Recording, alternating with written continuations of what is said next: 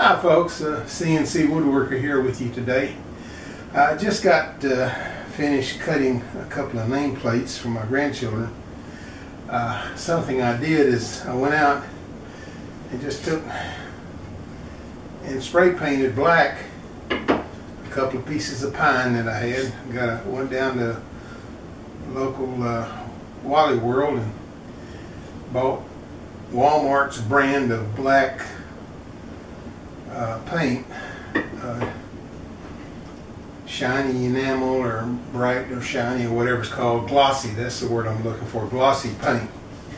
And I just cut a couple of, well, two name tags here. You can see from this, of course that's Elijah, and put the little circle around it, or oval, and a little star. And then of course here's Lydia's, which for her, being a female, a girl, obviously, I used the script, a little more feminine looking text to me than the block letters for the more manly boy. But something I've discovered in the process of doing this, when I did Elijah's, I thought I had set the depth of cut on this for 1/8 inch, but I did not, obviously. And it's cut 5/16. Cut this, and the star all at 5/16 of an inch deep. Well, when I cut Lydia's, I made certain that I adjusted the depth of cut on her name to 1/8 inch, which is what it cut at. But the oval and the star, it cut back at 5/16. And I thought, well, what's going on? As I've said previously, I'm still learning this software. Well, I've discovered that each element, there's 3 elements on this thing. There's her name, there's the oval, and there's the star. Each element requires that you go in and adjust the depth of cut for each element. I didn't know that. I thought when I set to 1, it set them for all, but it doesn't. So consequently, the star and the oval was cut at 5/16 of an inch. It doesn't really matter. It doesn't make that big a difference, but that's just something I discovered. Live and learn. So if you're watching my videos and thinking that you're going to learn something, well, you have. I don't know, I didn't see that. As I've read the instructions on this software, I don't know, 3, 4, 5 times.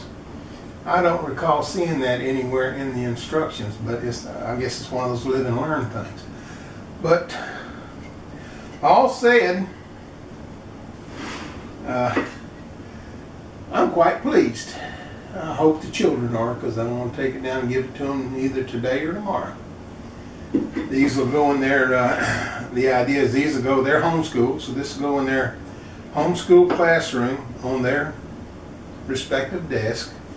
So when they go in there, they'll know which desk is theirs after all these years. But anyhow, we thought that in lieu of the door tags, this would be more appropriate, something for their desk. My granddaughter, when I first was talking about it the other night to my daughter on the computer, on face chat, I told my daughter, I said, I'm going to make you a name tag for your door. And she walked off a few feet from my mother and turned around and looked at her mother, and she says, I know where my room is. Why do I need a door tag?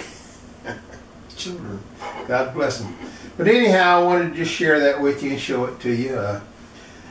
Again, this is one of these continuing videos I told you I'd be making from time to time over what I do with my X Carve. And the more I work with this and the more I learn, the more impressed I am with it. Again, I'm just amazed at how this thing works. And don't ask me to tell you, because I haven't figured it out. I can't figure it out.